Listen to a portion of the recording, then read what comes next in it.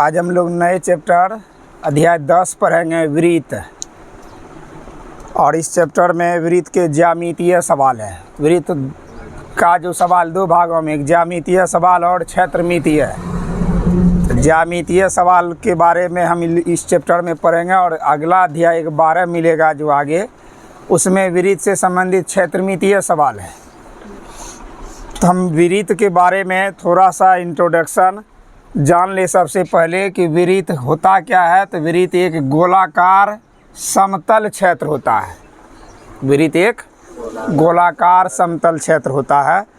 समतल क्षेत्र का अर्थ होता है जैसे रोटी, कैरम बोर्ड की गोटी है ना, या रोटी बनाने वाला जो होता है एक चकला, गोलाकार सतह है ना, वे सारे, या सिक्का, ये सब कैसा क्षेत्र है? वृत्ताकार क्षेत्र है। तो वृत्त केवल समतल होता है, इसके किनारे राउंड होते हैं। इनके जो होते हैं किनारे क्या होते हैं? राउंड, यानी गोल होते हैं। लेकिन अगर ऊपर से देखा जाए तो पूरा क्या हो जाएगा? ये समतल हो जाएगा, उसी की तरह, रोटी की तरह, सिक्के की तरह, या कैरम बोर्ड की स्टैगर या गोटी की तरह सतह। और इसके जो ये गोलाकार सतह को अगर किसी रस्सी से या किसी फीते से देख लिया जाए, माप लिया जाए इस किनारे की टोटल लंबाई को, तो इसी को कहा जाता है वृत्त की परिधि। जैसे एक मुलायम रस्सी को इसके किनारे पर खड़ा कर दिया, इसके किनारे पर चारों ओर से इस पर रख दिया जाए इसे, और फिर इस रस्सी को उठाकर नीचे में फैला दिया जाए और टेप के माध्यम से माप लिया जाए, तो ये जो टोटल लंबाई होगी किनारों के अनुदिश चारों ओर की जो दूरी होती है, इसी को कहा जाता है वृत्त की परिधि कहा जाता है। इसे क्या कहा जाता है? वृत्त की परिधि। और इसका सिंबल हमेशा सी से दिया जाता है। तो वृत्त की परिधि, इसका मतलब हो गया कि वृत्त के चारों अनुदिश किनारे की कुल लंबाई क्या कहलाती है? वृत्त की परिधि।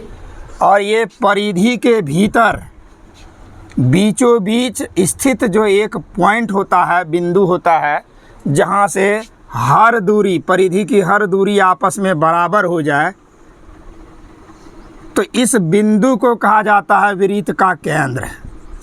क्या कहा जाता है? वृत्त का केंद्र। तो हम कह सकते हैं कि वृत्त का केंद्र वृत्त के मध्य स्थित वह बिंदु है जिस बिंदु से परिधि को मापने पर किसी भी स्थान से हमेशा हर दूरी आपस में समान होता है। जैसे अगर ओ ए दूरी मापे तो यह भी बराबर, ओ बी मापे यह भी बराबर, ओ सी ये भी बराबर, ओ ए, ओ बी, ओ सी, या और भी कई बिंदु ले लेंगे, तो अगर केंद्र होगा तो सभी दूरियां परिधि तक की आपस में क्या होगी? हमेशा बराबर होगी। तो इसे वृत्त का केंद्र कहते हैं। और वृत्त के केंद्र को हमेशा सूचित किया जाता है ओ से। कोई दिक्कत? अब वृत्त के केंद्र से अगर परिधि को मिलाने वाली कोई भी रेखा खींच ले, हमने अभी 3 रेखाएं खींची है केंद्र से परिधि को मिलाने वाली, ओ ए, ओ बी, ओ सी। हम तो इस पूरे परिधि पर अनगिनत बिंदु है, अनगिनत रेखाएं भी खींच सकते हैं। तो ये जो केंद्र से परिधि के बीच की दूरी होती है, इसी को कहा जाता है वृत्त की त्रिज्या। क्या कहा जाता है? वृत्त की त्रिज्या। और ये त्रिज्या की संख्या एक वृत्त के भीतर अनगिनत होती है, और एक वृत्त के भीतर सभी त्रिज्याएं आपस में बराबर होती है।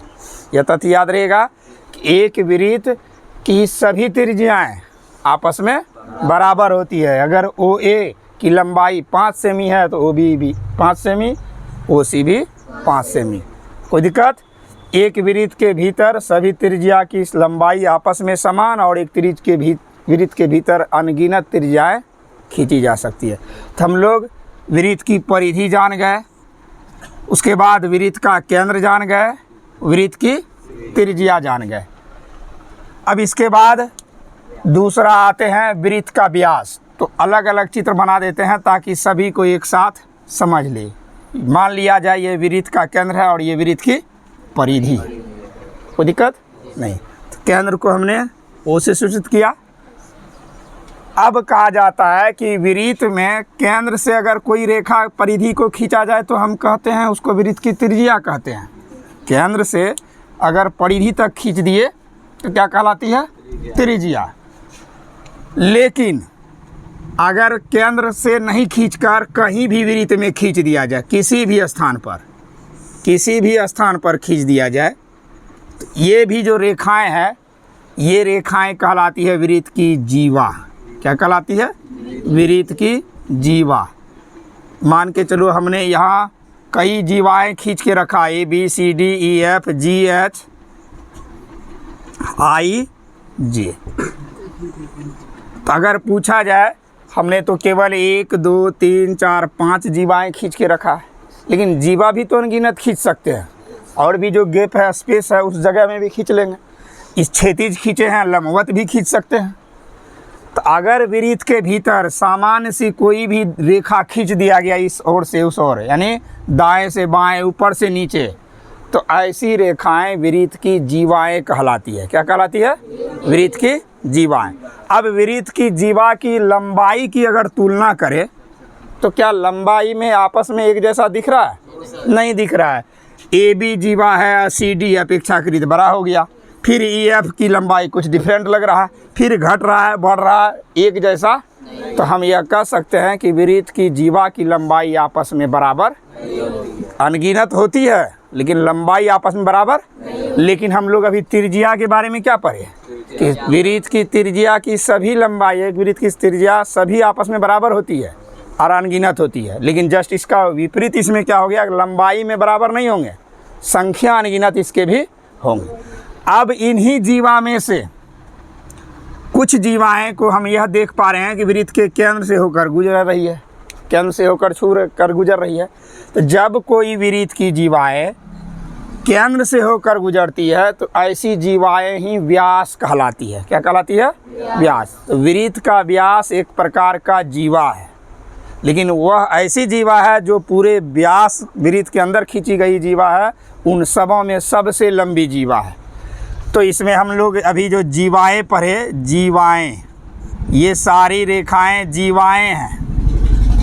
AB भी जीवाएं हैं, CD भी जीवाएं हैं, EF जीवाएं हैं, GH जीवाएं हैं, IJ जीवाएं हैं। लेकिन इसी जीवाओं में अगर कोई केंद्र से होकर गुजर रहा है, तो वही जीवा हमारा क्या कहलाएगा? वृत्त का व्यास। तो EF एक ऐसा जीवा है जो वृत्त के केंद्र से होकर गुजर रहा है, इसीलिए इसको क्या कहा जाएगा? व्यास। व्यास को हमेशा D से सूचित किया जाता है, क्योंकि इसको अंग्रेजी में डायमेंशन बोलते हैं, इसीलिए इसका संकेत D होता है। अब ये केवल क्षैतिज ही नहीं, अगर कभी प्रश्न में इस तरह से भी चित्र आ जाए, यह ध्यान से देख लेंगे। हमने क्षैतिज का उदाहरण दिया है, अगर लंबवत भी खड़ी भी है तो ये भी जीवाएं ही है। ये भी क्या है? जीवाएं ही है, ये भी जीवा ही है। तो इनमें भी हमने एक ऐसा जीवा खींचा जो केंद्र से होकर गुजर रही है, केंद्र से होकर गुजर रही है। तो ये केंद्र से होकर गुजरने वाली जो जीवा है, उसका नाम क्या है? हमारा व्यास है। व्यास। और व्यास हमेशा वृत्त की सबसे बड़ी या लंबी जीवा होती है। याद रहेगा, अगर पूछा जाएगा कि वृत्त की सबसे लंबी जीवा क्या कहलाती है? व्यास कहलाती है। अब व्यास भी हम लोग सीख लिए, त्रिज्या भी पहचान लिए, परिधि भी पहचान लिए। अब व्यास और त्रिज्या में अब संबंध क्या होता है, इसके बारे में जाने। हम लोग अभी जस्ट पढ़े थे कि केंद्र से परिधि तक मिला दिया जाए दूरी तो त्रिज्या कहलाती है। तो यहाँ देख रहे हैं केंद्र से परिधि तक इस ओर मिला दिया गया, त्रिज्या है। और फिर केंद्र से परिधि तक इस ओर भी मिला दिया गया, तो ये भी त्रिज्या है ना। तो हम क्या देख रहे हैं कि एक वृत्त का व्यास अपने साथ त्रिज्या का निर्माण, एक साथ 2 त्रिज्या का निर्माण कर रही है। कितने त्रिज्या का? 2। अगर केंद्र से बाईं ओर मिला दिया तो यह भी त्रिज्या है, केंद्र से दाईं ओर मिला दिया त्रिज्या है, एक दूसरे के आपस में आमने सामने खड़ी है तो व्यास भी है। तो हम कह सकते हैं कि त्रिज्या और व्यास में संबंध यह है कि 2 त्रिज्या एक व्यास के बराबर होते हैं। 2 त्रिज्या एक व्यास के बराबर। अगर पूछा जाए कि त्रिज्या और व्यास में क्या संबंध है, तो हम कह सकते हैं कि 2 त्रिज्या मिलने पर एक व्यास बन जाती है। अर्थात व्यास त्रिज्या की दुगुनी होती है। या पूछा जाए त्रिज्या तो व्यास की आधी होती है। जैसे ये त्रिज्या खींच दिया है तो व्यास संपूर्ण का क्या हो गया, आधा। और दोनों में संबंध यही याद रखना है कि हमेशा त्रिज्या व्यास का आधा होता है और व्यास त्रिज्या का 2 गुना होता है। ये फॉर्मूला भी हम लोग क्षेत्रमिति में पढ़े हैं। तो अभी 4 चीज़ को समझे हैं, वृत्त की परिधि, केंद्र, त्रिज्या, व्यास, त्रिज्या और व्यास में संबंध। इसके बाद और आगे समझते हैं। तो अब आगे चैप्टर में चलते हैं। वृत्त से संबंधित 2 बातों को सीखना है, स्पर्श रेखा और छेदक रेखा। स्पर्श रेखा एवं छेदक रेखा। तो ये हमारे सामने वृत्त है, वृत्त की केंद्र है और ये वृत्त की परिधि है ना। तो कहा जाता है जब कोई रेखा इस तरह से खींची जाए कि वृत्त को केवल एक बिंदु पर टच करे। कितने बिंदु पर? एक बिंदु पर। तो ऐसी रेखा वृत्त के लिए स्पर्श रेखा कहलाती है। मान के चलो यह रेखा हमने खींच दिया, वृत्त पर रेखा खींचा। अब इनमें से कई रेखाएं हमने खींच डाला है। एक AB है, CD है, EF है, GH है, कई रेखाएं खींच दिए हैं, IJ है। 2 बिंदु पर यहाँ प्रतिच्छेद कर रहा है, ये भी 2 बिंदु पर प्रतिच्छेद कर रहा है, ये भी 2 बिंदु पर प्रतिच्छेद कर रहा है, ये 2 बिंदु पर प्रतिच्छेद कर रहा है। ये केवल एक जगह टच कर रहा है, ये केवल एक बिंदु पर टच कर रहा है। तो हम स्पर्श रेखा केवल एक बिंदु पर छूने वाली रेखा को कहेंगे। इसमें कई रेखाएं हैं लेकिन जो एक बिंदु पर वृत्त को केवल छू रही है या प्रतिच्छेद कर रही है वही रेखाएं हमारा कहलाएगी स्पर्श रेखा। ये बाकी सब जो रेखाएं जब 2 बिंदु पर प्रतिच्छेद करती है तो उसको कहते हैं छेदक रेखा। छेदक रेखा। तो स्पर्श रेखा और छेदक रेखा सिंपल सी बात है। जब वृत्त को एक बिंदु पर कोई रेखा स्पर्श करती है तो उसे स्पर्श रेखा कहते हैं, और जब वृत्त को 2 बिंदुओं पर कोई रेखा स्पर्श करती है या काटती है तो उसे छेदक रेखा कहते हैं। अब स्पर्श रेखा में याद रहे कि जैसे AB हमारा पता चल गया कि AB कैसा रेखा है, स्पर्श रेखा है। AB स्पर्श रेखा है, बाकी सब इसमें छेदक रेखा है। तो स्पर्श रेखा पर जो बिंदु वृत्त को प्रतिच्छेद कर रही है, जो बिंदु वृत्त को प्रतिच्छेद कर रही है, इस बिंदु को कहा जाता है स्पर्श बिंदु। क्या कहा जाता है? स्पर्श बिंदु। तो स्पर्श बिंदु कौन सा है इसमें?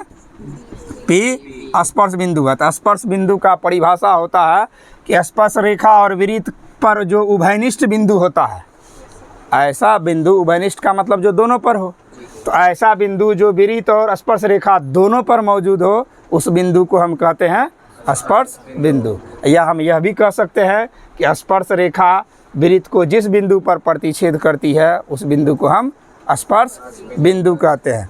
तो इन तीनों का डिफिनेशन एक एक करके लिख लेना है। स्पर्श रेखा का परिभाषा लिखते हैं तो ऐसी रेखा, स्पर्श रेखा के विषय में लिखेंगे ऐसी रेखा, ऐसी रेखा, ऐसी रेखा जो वृत्त को केवल एक बिंदु पर, केवल एक बिंदु पर प्रतिच्छेद करती है, प्रतिच्छेद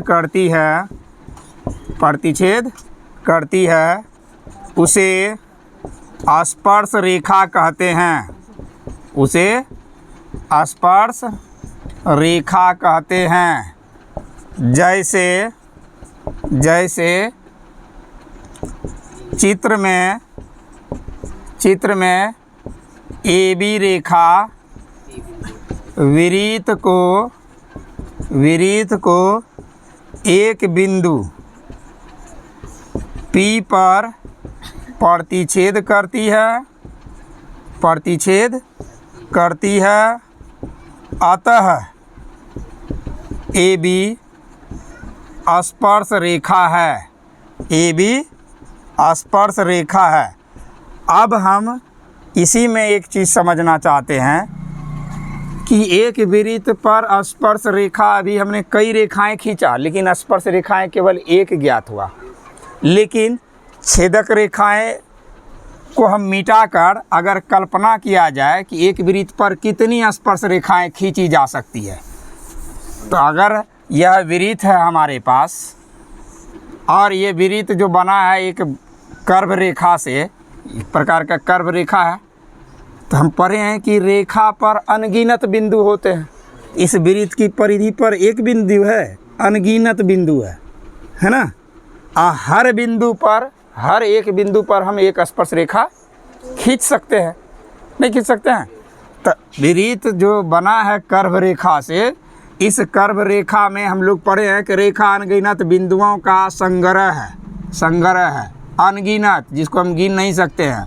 और हम एक बिंदु पर एक स्पर्श रेखा खींच सकते हैं, यह भी अब तुरंत पढ़ा, एक बिंदु पर एक स्पर्श रेखा खींचा जा सकता है। तो अगर हर बिंदु पर स्पर्श रेखा खींचे तो एक वृत्त की परिधि पर कितने स्पर्श रेखा खींची जा सकती है? अनगिनत। तो यहाँ जवाब में पूछा जाता है वस्तुनिष्ठ में, एक वृत्त पर कितनी स्पर्श रेखाएं खींची जा सकती है, तो लिखेंगे एक वृत्त पर अनगिनत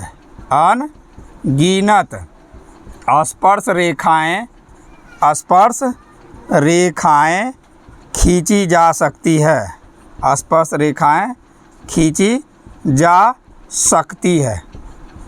दूसरा सवाल इसी में बनता है कि अब ये तो हमने पूछा कि हर बिंदु पर स्पर्श रेखा खींच लेंगे, हर बिंदु पर, तो स्वाभाविक है कि हर बिंदु पर अगर खींचने की बात हो तो हम खींच सकते हैं अनगिनत। लेकिन अगर एक वृत्त पर कितनी समांतर स्पर्श रेखाएं खींची जा सकती है? समांतर। अब जब बात आया, मान के चलो कि एक बिंदु पर इस और हमने एक स्पर्श रेखा खींच लिया, स्पर्श रेखा खींचा जो वृत्त को एक बिंदु पर स्पर्श कर रही है, ये मान लिया जाए कि P है और ये Q है। एक बिंदु पर स्पर्श रेखा खींचा, अब इसके समांतर स्पर्श रेखा जब इसके समांतर खींचा जाएगा तो जस्ट इसके सामने वाले ही बिंदु पर ना एक स्पर्श रेखाएं खींची जा सकती है जो इसके समांतर भी हो, बिल्कुल समांतर हो। इसके अलावा अब कोई भी रेखा खींचेंगे तो समांतर हो पाएगा, इस PQ और ये RS है। अब इसके अलावा और भी कुछ प्रयास करेंगे तो खींचा जाएगा। लेकिन जब समांतर की बात पूछा जाए, एक बिंदु के समांतर तो दो, कितने रेखाएं? दो रेखाएं खींची जा सकती है। तो यह भी बात हमेशा याद रखना है नोट में कि जब भी पूछा जाए कि एक वृत्त पर कितनी समांतर स्पर्श रेखाएं खींची जा सकती है, एक वृत्त पर कितनी समांतर स्पर्श रेखाएं खींची जा सकती है, तो लिखेंगे एक वृत्त पर दो परस्पर समांतर रेखाएं, दो परस्पर समांतर रेखाएं खींची जा सकती है, रेखाएं खींची जा सकती है, समांतर रेखाएं खींची जा सकती है। अब आगे इसी स्पर्श रेखा से एक अलग सा पॉइंट बनता है। दूसरा पॉइंट यह बनता है कि अगर एक वृत्त है, ये एक वृत्त है, अभी तक हमने बात किया कि वृत्त पर अनगिनत स्पर्श रेखाएं खींची जा सकती है, वृत्त के एक समांतर रेखा के आमने सामने यानी समांतर रेखा दो खींची जा सकती है। लेकिन अब आगे अगर प्रश्न इस तरह से आए कि वृत्त के बाहर स्थित किसी बिंदु से, वृत्त के बाहर स्थित किसी बिंदु से कितनी स्पर्श रेखाएं खींची जा सकती है। मान लिया जाए ये वृत्त है और इसके बाहर स्थित कोई बिंदु P है, ना तो हम वृत्त पर बोल रहे हैं ना वृत्त पर समांतर बोल रहे हैं, हम बोल रहे हैं कि वृत्त के बाहर स्थित कोई बिंदु से वृत्त पर कितनी स्पर्श रेखाएं खींची जा सकती है। तो हम यह देख लेते हैं कि वृत्त के बाहर स्थित बिंदु P है, स्पर्श रेखाएं खींचनी है, तो स्पर्श रेखा खींचने के लिए वृत्त को किसी एक बिंदु पर केवल स्पर्श करे या प्रतिच्छेद करे। ये एक बिंदु हो गया, फिर एक इस और जो वृत्त को केवल छू सकता है। हमने एक ऐसी रेखाएं खींचा जो केवल वृत्त को छू रहा, मान के चलो ये A बिंदु पर छू रहा और ये B बिंदु पर। क्या इसके अलावा और कोई भी रेखाएं हम खींच सकते हैं क्या?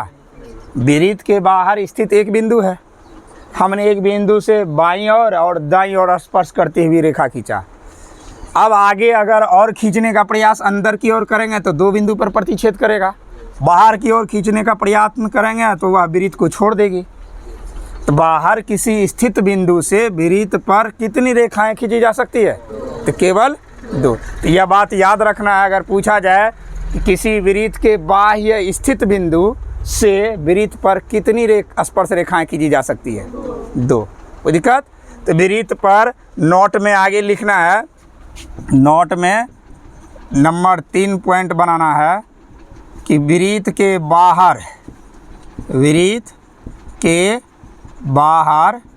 स्थित किसी बिंदु, वृत्त के बाहर स्थित किसी एक बिंदु से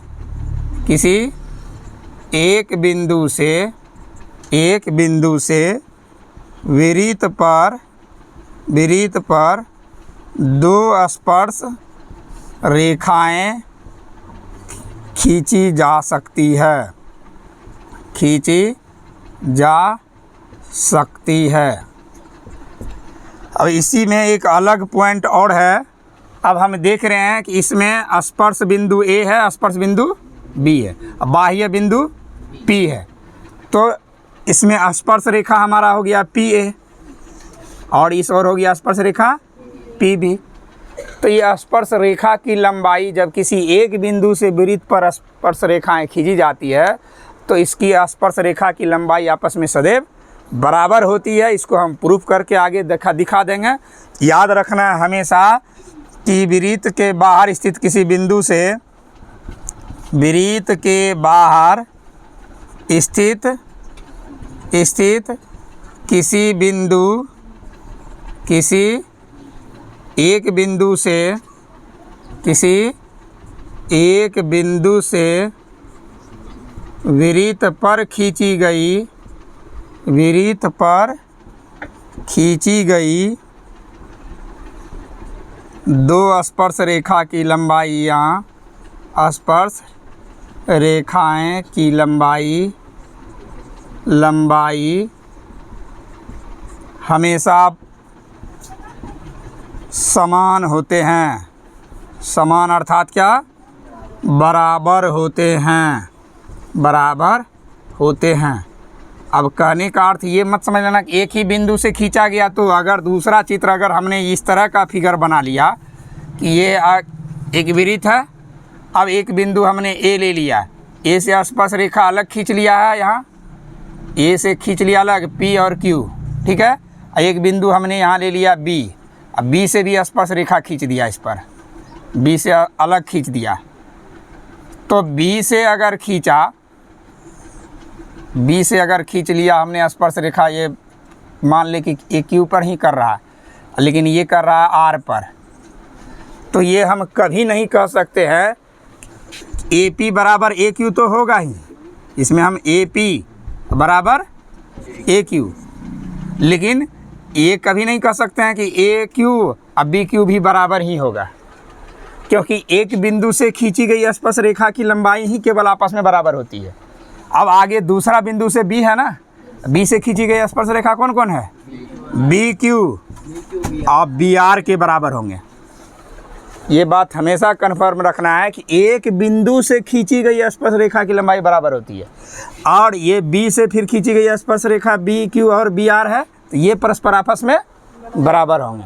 अगर कोई बिंदु अगर मान के चला जाए कि C से खींच दिया गया, C से स्पर्श रेखा इधर P पर कर रहा है, इधर R पर कर रहा है, तो इसका मतलब हो गया कि CP CR के बराबर होगा। क्यों? क्योंकि बाहरी बिंदु C से वृत्त को स्पर्श कर रहा है, इधर CP और इधर CR। लेकिन ये कभी नहीं कह सकते हैं कि AP या CP आपस में बराबर होगा।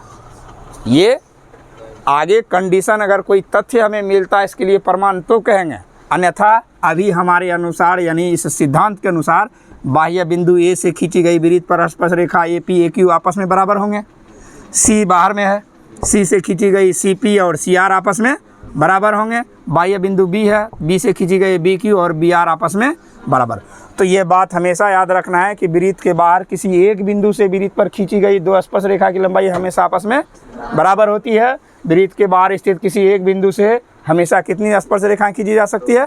2 स्पर्श रेखाएं खींची जा सकती है। तो स्पर्श रेखा से रिलेटेड तथ्य समाप्त हुआ। अब आगे दूसरे पॉइंट पे पढ़ते हैं। स्पर्श बिंदु के बारे में अब जानते हैं। स्पर्श बिंदु, स्पर्श बिंदु अभी हमने इससे पीछे पढ़ा वृत्त और ये स्पर्श रेखा।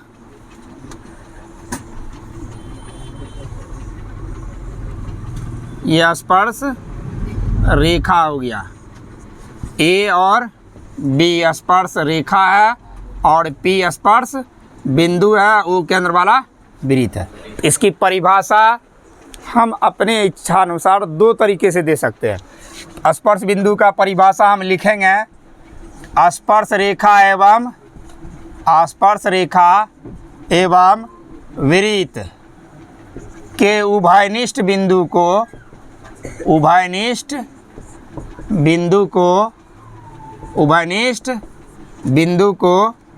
स्पर्श बिंदु कहते हैं। स्पर्श बिंदु कहा जाता है। जैसे पी बिंदु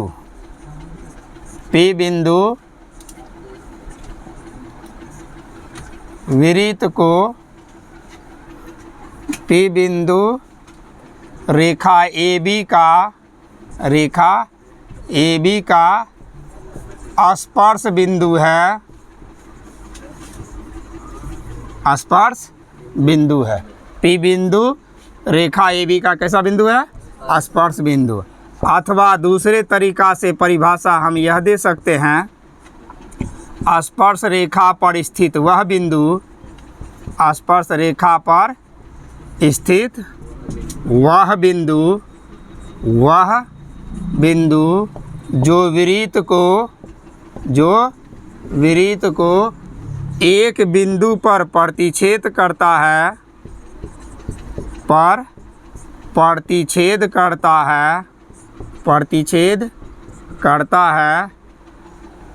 स्पर्श बिंदु कहलाता है। स्पर्श बिंदु कहलाता है। तो इसमें दोनों परिभाषाएं हम दे सकते हैं। आगे समझ लेते हैं। स्पर्श बिंदु एक बिंदु पर स्पर्श रेखा प्रतिच्छेद करती है और यह स्पर्श रेखा और वृत्त के लिए उभयनिष्ठ होता है। मतलब ये बिंदु रेखा पर भी मौजूद है और वृत्त की परिधि पर भी मौजूद है। अब आगे समझते हैं कि ये स्पर्श बिंदु में और केंद्र वाला भी एक बिंदु ही है। इस दोनों बिंदु में रिलेशन क्या है?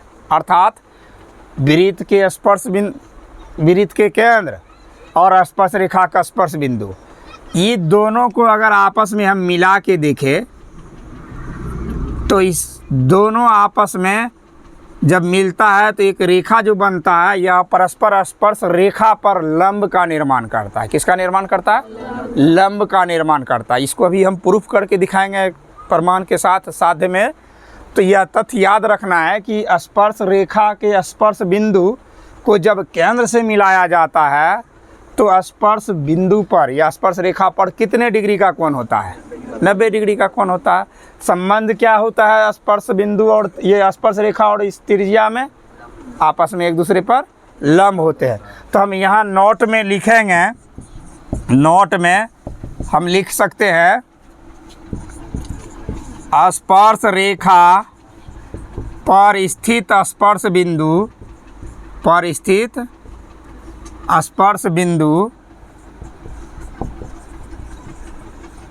स्पर्श रेखा पर स्थित स्पर्श बिंदु को केंद्र से मिलाने पर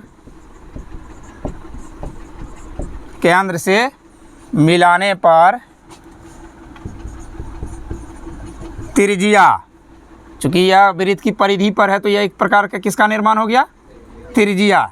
मिलाने पर त्रिज्या स्पर्श रेखा पर लंब होती है। स्पर्श रेखा पर लंब होती है।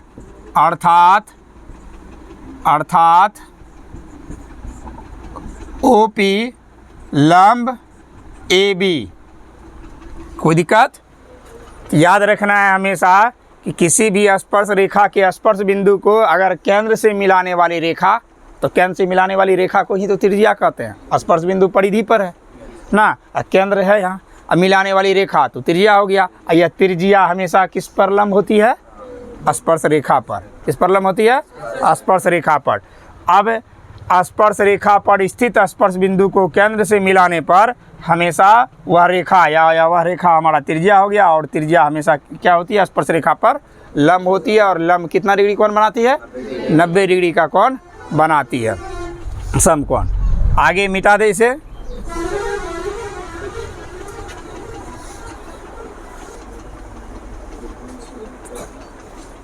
तो छेदक रेखा हम समझा चुके हैं कि विरीत को, यानी विरीत को अगर कहीं भी दो बिंदु पर प्रतिच्छेद करती है तो ये रेखाएं आपस में विरीत के लिए कहलाएगी छेदक रेखाएं। AB है और ये PQ है। विरीत को भी दो बिंदु पर, इसमें भी C और D पर कर रहा प्रतिच्छेद, और ये भी कर रहा है M और N पर। तो ये दोनों आपस में क्या है? विरीत के लिए छेदक रेखा। हम लिखेंगे ऐसी रेखा जो विरीत को दो बिंदुओं पर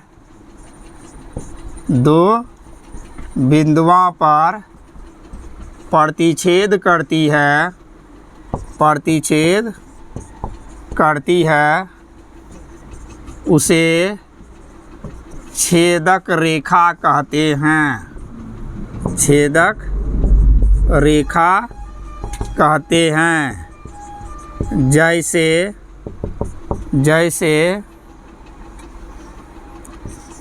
AB रेखा विरीत को क्रमशः C एवं D पर प्रतिच्छेद करती है, अतः AB रेखा एक छेदक रेखा है। तो स्पर्श रेखा और छेदक रेखा में अंतर इतना है कि स्पर्श रेखा विरीत को एक बिंदु पर प्रतिच्छेद करती है और छेदक रेखा दो बिंदु पर प्रतिच्छेद करती है। अब स्पर्श बिंदु स्पर्श रेखा विरीत के केंद्र में और भी संबंध है जो आगे हम लोग जानते हैं। तो हम आगे इसी अध्याय का एक महत्वपूर्ण संबंध जानेंगे कि विरीत की स्पर्श रेखा, स्पर्श बिंदु और विरीत के केंद्र, इन तीनों में परस्पर संबंध क्या है।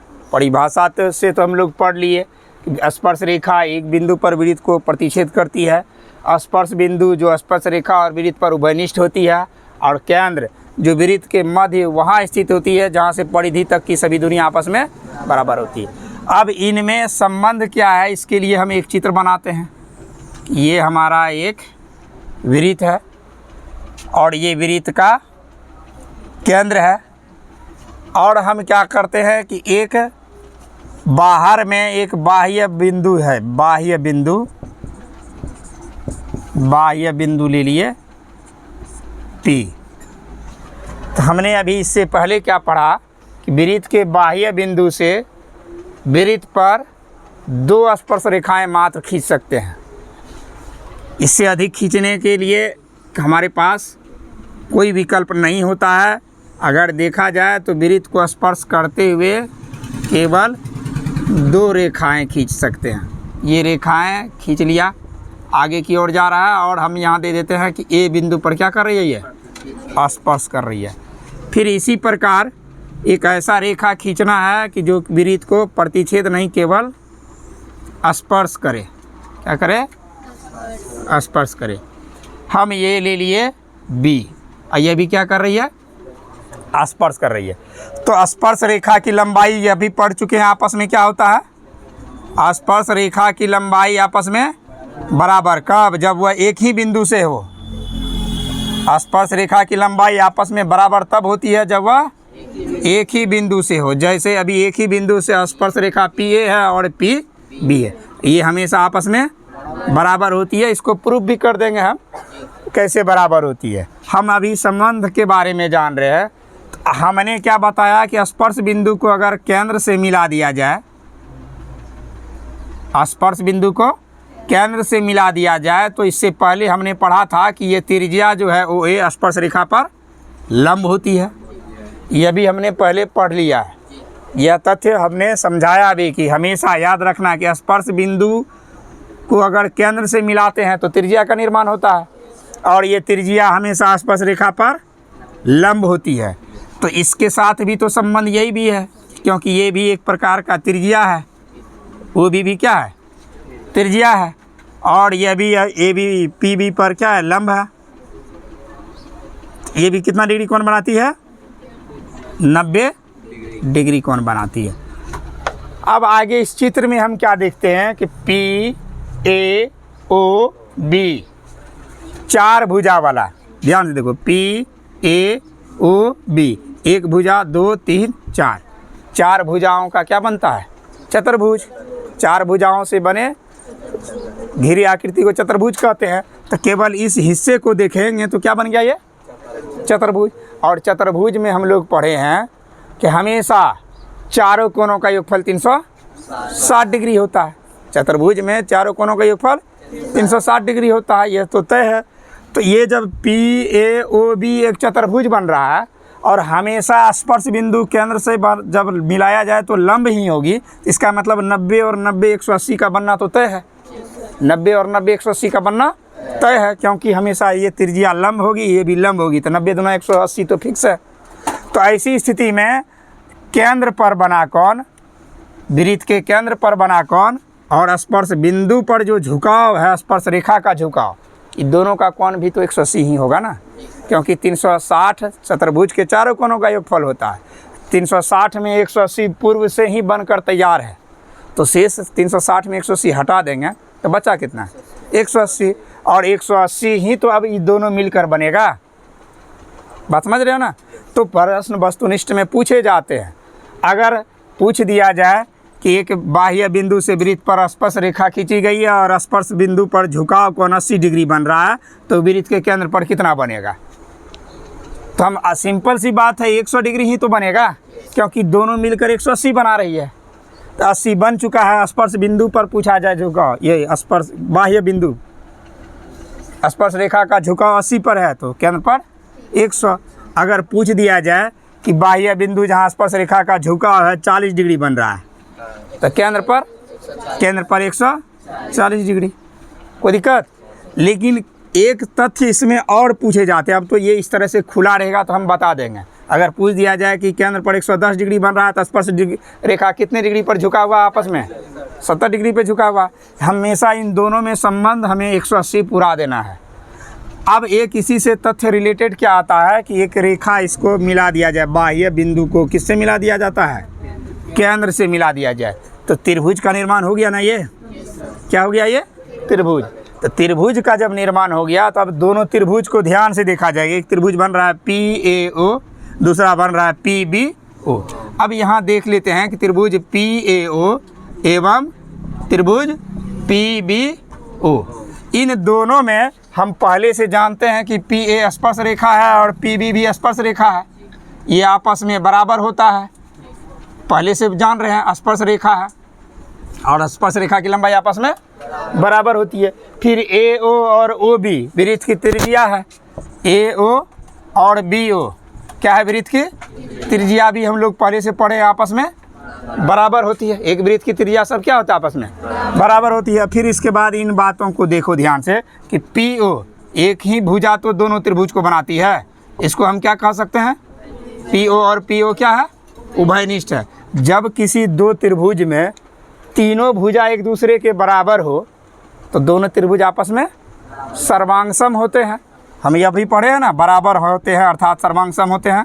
PAO सर्वांगसम त्रिभुज PBO, जब त्रिभुज सर्वांगसम होते हैं तो भुजा भुजा के बराबर, कौन के बराबर। भुजा भुजा के बराबर और कोण कोण के बराबर। इससे स्पष्ट हो जाता है कि अब जो है सभी कोण एक दूसरे के बराबर होगा। ये 90 इस 90 के बराबर।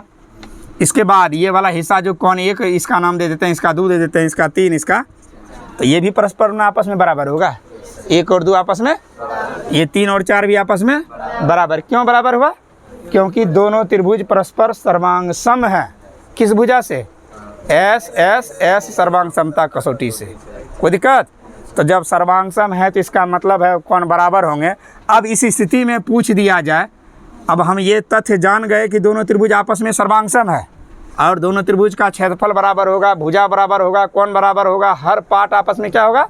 बराबर होगा। अगर यहाँ पूछ दिया जाए कि 60 डिग्री बन रहा है अभी ऊपर वाला हिस्सा, केवल एक ही हिस्सा बताया गया है, इनमें पूरा नहीं बताया जा रहा है, केवल एक हिस्सा बताया जा रहा है। कितना? 60 डिग्री। तो अब पूछ दिया जाए कि पूरा इस P पर कितना कोण बन रहा है, तब अब कैसे निकालेंगे? तो क्या इसके लिए हम लोग विकल्प करेंगे? 120 कर देंगे। कैसे कहेंगे? तो 60 बन रहा है, तो 60 बन रहा है हाफ हिस्से में, आधे हिस्से में। इसका मतलब है 60 नहीं, यहाँ 120 बन रहा है। जब फिगर में हमने दिखाया कि आधे भाग पे ना 60 दिखाया, 120 बन रहा, तो संपूर्ण पर कितना बनेगा? यहाँ 60 डिग्री न बनेगा, तब ना होगा 60 प्लस 120। ये दोनों तो मिल के यहाँ से 180 होना नहीं चाहिए। अब कितना बनेगा यहाँ? 60 डिग्री। बात समझ में आया?